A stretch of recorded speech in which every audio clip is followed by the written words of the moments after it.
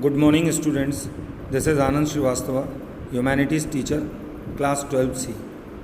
Students, today we discuss Chapter 6, Water Resources of Geography, India, People and Economy.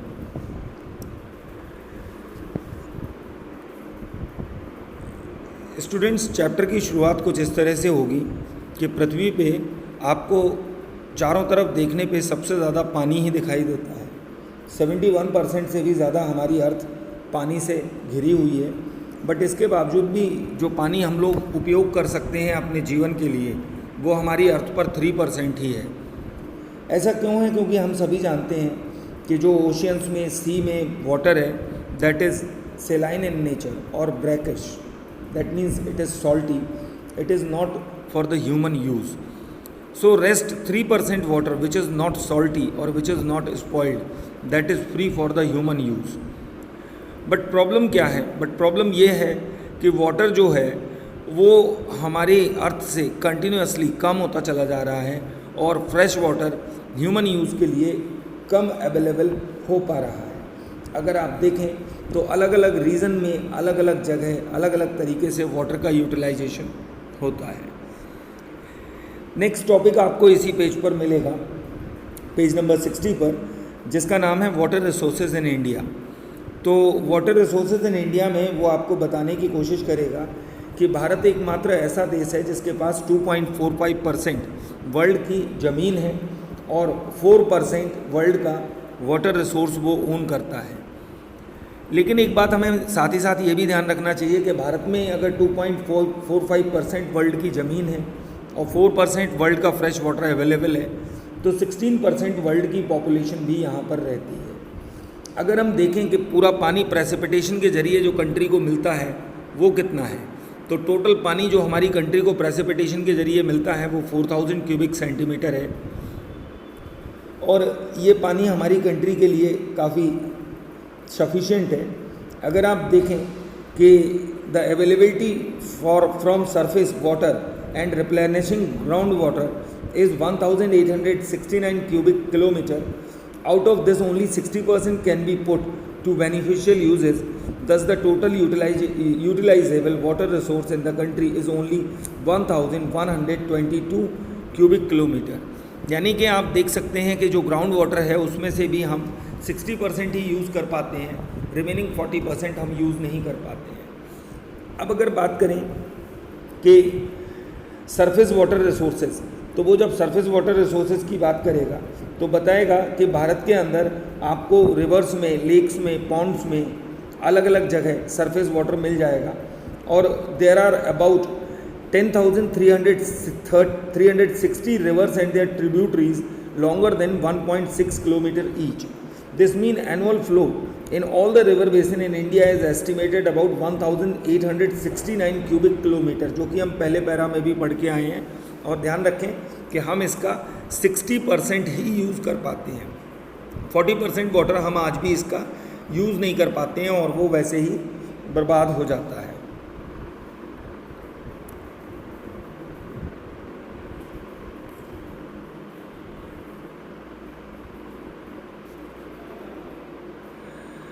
ठीक है, अब आगे वो बात करेगा कि however due to topographical, hydrological and other constant only about 690 cubic kilometre, 32% of the available surface water can be utilise. Water flow in a river depend on size of its catchment area और river basin. तो अब आप यहाँ पर देखें कि आपके यहाँ जो रिवर्स बहती हैं उनके कैचमेंट एरियाज़ और रिवर बेसिन किस तरह से हैं।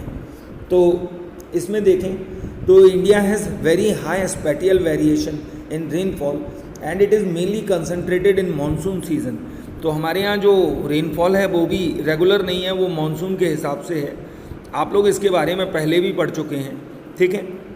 अच्छा, अगर आप देखें कि गंगा है, ब्रह्मपुत्र है, इंडस है, तो ये बड़ी बड़ी नदियाँ हैं और इनके कैचमेंट एरियाज़ भी काफ़ी बड़े हैं।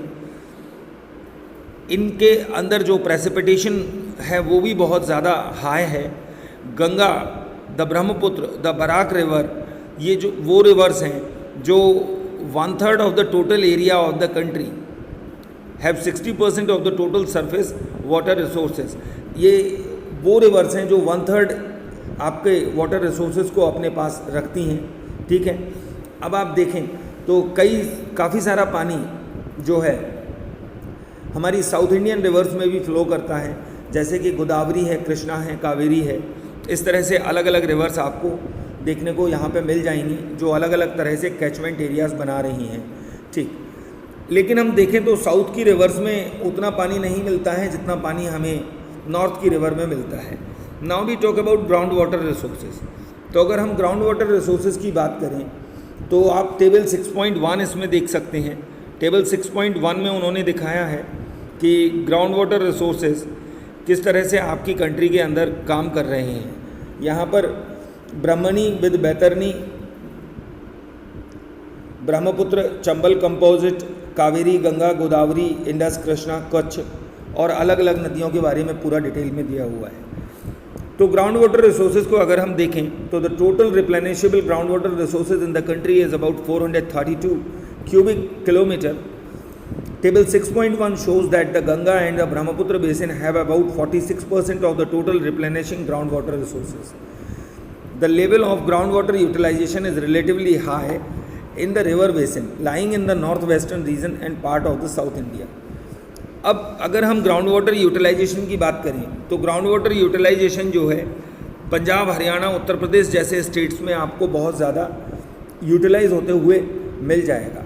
जैसे कि आप देखें Chhattisgarh, Orissa, Kerala, Gujarat, Uttar Pradesh, Bihar, Tripura, Maharashtra ground water resource को बहुत ज़्यादा यूज़ कर रहे हैं। अच्छा, एक और देखें हम कि the demand for water would need the supply and such situation will be detrimental to development and cause social upheaval and disruptions. अब एक और टॉपिक आपको यहाँ देखने को मिलेगा वो है लगून और बैक वाटर्स। तो इंडिया में आपको ओशियन से कुछ पानी निकल के बैक वाटर लेक बनाता है और ये जो पानी होता है ये ब्रैकरिश वाटर होता है, बट लेकिन ये साइलेंट होता है, तो ये पानी के कई सारे यूज़ होते हैं। आप अगर केरला में जाएंगे तो आपको इस तरह के बैक वाटर लेक्स मिल जाएंगे। India has a vast coast line and the coast is very indented in some state. Due to this a number of lagoons and lake have found the state like Kerala, Orissa, West Bengal have vast surface water resources in these lagoons and lakes. Although water is generally brackish in these water bodies, it is used for fishing and irrigating certain varieties of paddy crops, coconut etc. अच्छा, अब अगर देखें हम तो एक और topic आएगा कि वाटर डिमांड एंड यूटिलाइजेशन। तो अगर आप देखें हमारे यहाँ एग्रीकल्चर में हम लोग बहुत ज़्यादा पानी को यूज़ करते हैं। तो इस चीज़ को देखने के लिए आप अगर देखें तो आपको उन्होंने पेज नंबर 63 पर एक मैप भी दिया हुआ है जिसमें आप डिमांड ऑफ वाटर यूटिलाइजेशन देख सकते हैं।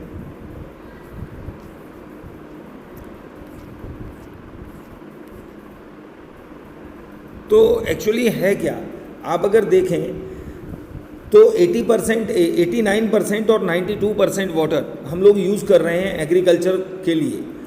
तो एग्रीकल्चर हमारे यहाँ बहुत बड़ा कॉज बन के आया है जिसमें पानी का यूज़ होता है और ग्राउंड वाटर रिसोर्स हम इसमें बहुत ज़्यादा यूज़ करते हैं।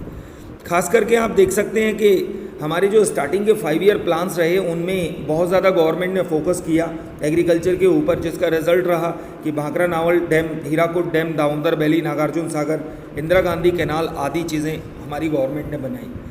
साथ ही साथ गवर्नमेंट ने आपने एक चीज़ और देखी होगी कि उन्होंने HYV सीड्स को इंट्रोड्यूस किया ग्रीन रेवोल्यूशन के ज़रिए, जिससे क्या हुआ कि इन HYV सीड्स को मैक्सिमम वाटर की ज़रूरत थी जिससे कि वो ज़्यादा से ज़्यादा प्रोडक्शन दे सकें, और अब पानी का यूटिलाइजेशन किसानों के द्वारा और ज़्यादा मात्रा में किया जाने लगा, जिससे कि हमारे यहाँ ग्राउंड वाटर रिसोर्सेज में पानी की कमी आने लगी। बट लेकिन HYV सीड्स की वजह से हरियाणा, वेस्टर्न उत्तर प्रदेश और पंजाब के किसानों को बहुत फ़ायदा हुआ। Okay students, in the next lecture we will discuss some more topics of this chapter. Bye.